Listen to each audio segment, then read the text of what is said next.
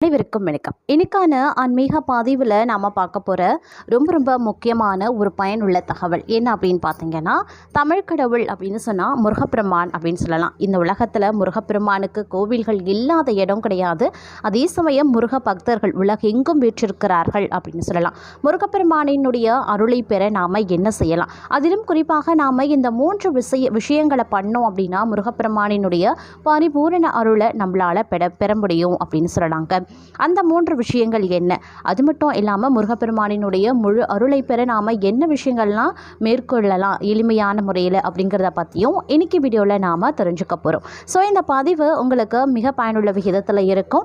வீடியோவை ஸ்கிப் பண்ணாமல் கடைசி வரைக்கும் பாருங்கள். வீடியோக்குள்ளே போகிறதுக்கு முன்னாடி இது வரைக்கும் நீங்கள் நம்ம சேனலை சப்ஸ்கிரைப் பண்ணலை அப்படின்னா உடனே சப்ஸ்கிரைப் பண்ணிக்கோங்க. அப்படியே பக்கத்தில் இருக்கக்கூடிய நோட்டிஃபிகேஷனுக்கான பெல் பட்டனையும் ப்ரெஸ் பண்ணிக்கோங்க. சரி நேர்களே, வாங்க வீடியோக்குள்ளே போகலாம். தமிழ் கடவுள் அப்படின்னு கொண்டாடப்படக்கூடிய முருகப்பெருமானுக்கு உலகெங்கும் பல்வேறு வகையிலான வழிபாட்டு தலங்கள் இருக்குங்க.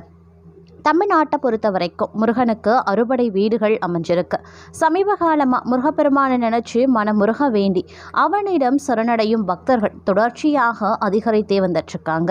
இப்படியான நிலையில் ஒரு முறை அருணகிரிநாதரிடம் முருகப்பெருமானுக்கு எத்தனை நாமங்கள் உள்ளது அப்படிங்கிற கேள்வி எழுப்பப்பட்டது.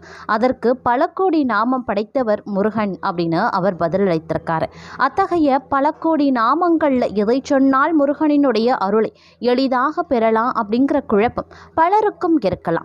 அதனால அருணகிரிநாதரிடம் மீண்டும் பக்தர்களுக்கு புரியும்படியான நாமத்தை பற்றி சொல்லுங்க அப்படின்னு கேள்வி எழுப்பப்பட்டது.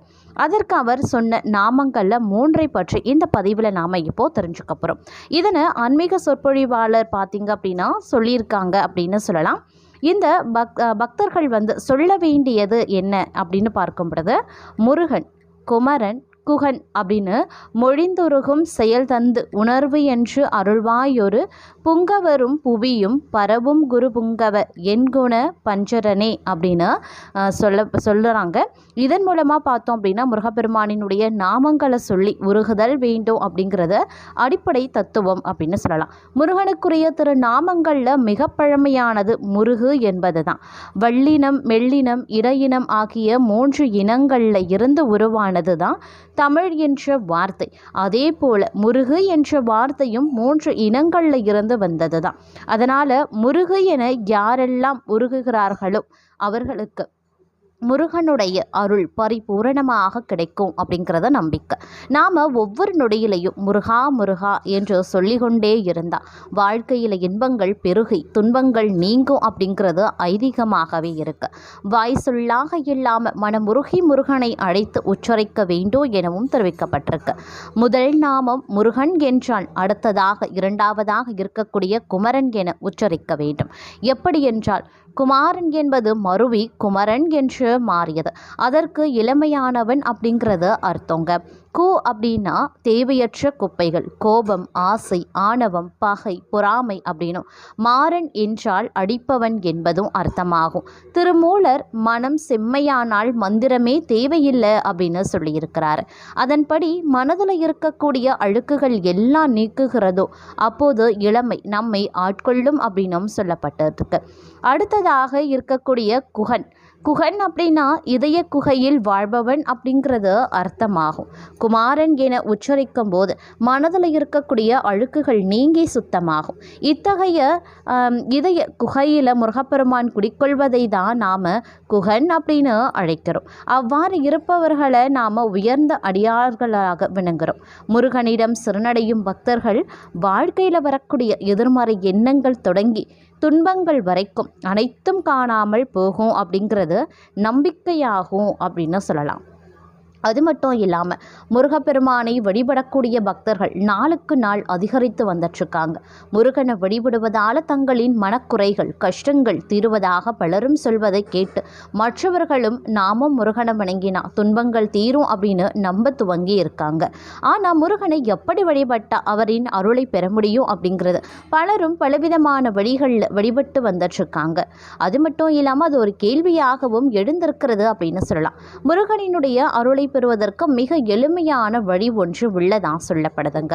முருகப்பெருமானின் அருளை பெறுவதற்கு எந்த கோவிலுக்கு செல்லணும், என்ன பூஜை செய்யணும், எப்படி வழிபட வேண்டும், என்ன விரதம் இருக்க வேண்டும், பலரும் தேடிக்கொண்டிருக்கிறாங்க.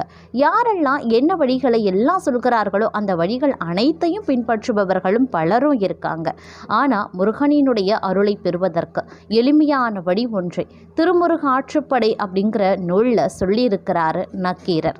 தெய்வ புலவன் அப்படின்னு புகழப்பட்டு சிவபெருமானும் முருகப்பெருமானும் கூட அழகு தமிழில் பாடி கேட்க ஆசைப்பட்ட புலவர் நக்கீரர் அப்படின்னு சொல்லலாம். அவரே மிக எளிமையான வழியில் முருகனினுடைய அருளை பெற வழிகாட்டியாகவும் இருக்கிறார். முருகனினுடைய அருளை பெறுவதற்கு மனமுருக முருகனை வேண்டி முருகனை முழுவதுமாக சரணடைந்து ஒரே ஒரு முறை முருகா என்று அழைத்தால் உடனடியாக ஓடி வந்து அருள் செய்வார் முருகப்பெருமான் அப்படின்னு தன்னுடைய பாடலில் குறிப்பிட்டிருக்கிறாரு நக்கீரர். அது மட்டும் இல்லாமல் நக்கீரர் பார்த்திங்க அப்படின்னா வாழ்க்கையில் இருக்கக்கூடிய பலவிதமான துன்பங்கள் பிரச்சனைகளை கண்டு கலங்கி பயந்து தடுமாறி நிற்கக்கூடிய நாம் நிற்கும்போது தன்னை காப்பாற்ற எனக்கு உதவ என்னை துன்பத்தில் இருந்து மீட்டு யாருமே இல்லையா அப்படின்னு வேதனைப்படும் போது ஆறுமுக கடவுள் தோன்றிடுவார் அப்படின்னும் சொல்லியிருக்காரு. மனதார உருகி ஒரே ஒரு முறை முருகா என கூப்பிட்டா நான் இருக்கேன், எதற்கும் கவலைப்படாத அப்படின்னு சொல்லி கையில் வேல் தோன்றும்.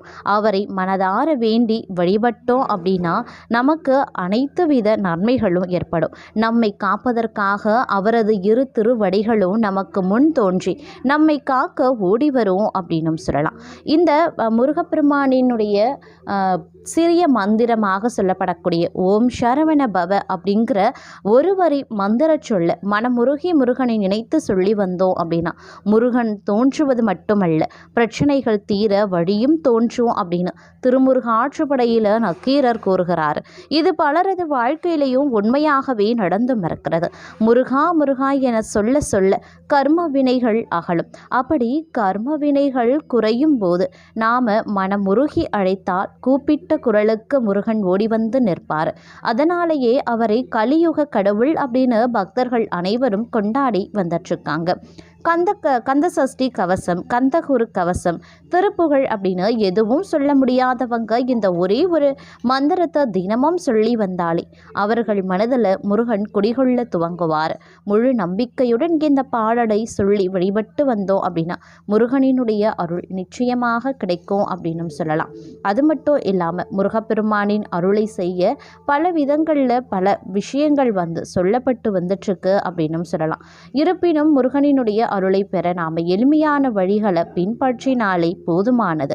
பக்தர்கள் கூப்பிட்ட குரலுக்கு ஓடி வரக்கூடிய தெய்வங்களில் முருகப்பெருமான் முதன்மையானவர் அப்படின்னே சொல்லலாம். அதனால தான் இன்று உலகளவில் முருகனை வழிபடுபவர்களினுடைய எண்ணிக்கையும் நாளுக்கு நாள் பெருகி கொண்டே வந்துட்டுருக்கு. அத்துடன் அவருடைய ஆலயத்தில் எந்நேரமும் பக்தர்கள் மக்கள் வெள்ளம் சூழ்ந்திருக்கிறது.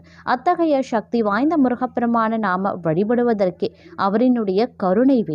அப்படி வழிபடுவதோடு நம்மளுடைய வாழ்க்கையில் இருக்கக்கூடிய துன்பங்கள் எல்லாம் நீங்கவும் முருகனினுடைய அருள் ஆசிய பெறவும் முருகனின் அற்புதமான மந்திரத்தை சொன்னாலே போதுமானது அப்படின்னு சொல்லலாம். அதே மாதிரி இந்த மந்திரத்தை நீங்கள் தினமும் ஜபிக்கலாம். தினமும் காலையில் எழுந்தவுடன் முருகனினுடைய இந்த 3 வரி மந்திரத்தை சொல்லிவிட்டு பணிய தொடங்குங்க. அன்றைய நாள் முழுவதும் தங்களுக்கு சிறப்பானதாகவே இருக்கும். நீங்கள் செய்ய விரும்பக்கூடிய காரியங்கள் அனைத்தும் தடையில்லாமல் நடப்பதோடு வருமானமும் தடையில்லாமலே வரும். அதே மாதிரி இந்த வேலும் மயிலும் சேவலும் துணை என்ற இந்த மந்திரத்தை காலையில் கண்வழிக்கும் போது மந்திரத்தை சொல்லிய பிறகு படுக்கையை விட்டு எழுந்துறீங்க. அதன் பிறகு நேரம் கிடைக்கும் போதெல்லாம் சொல்லுங்க.